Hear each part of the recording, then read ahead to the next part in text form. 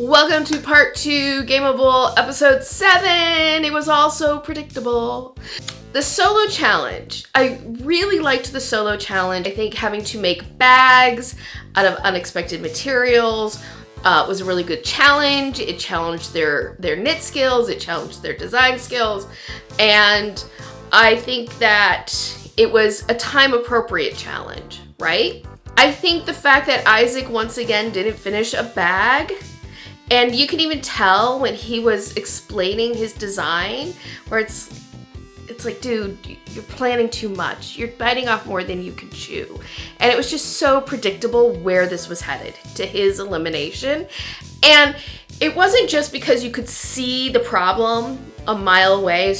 It's that there's such a clear disparity in the skill level of the contestants throughout the entire series that I knew at least, I could predict from episode 1, I'd say. But definitely by episode 2, I was like, the final 3 are Holger, Lydia, and Ailsa. Like, they're clearly the most well-rounded, best makers on this show.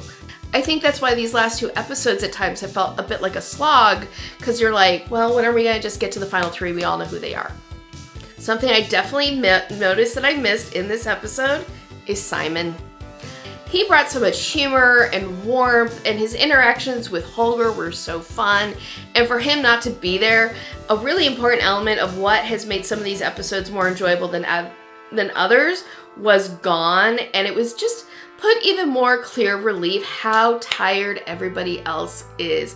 Even Holger, who is so funny, like you could just tell. His spark isn't quite the same. So those are my kind of instant reactions to Gameable episode 7. I am looking forward to episode 8. I want to see who is crowned.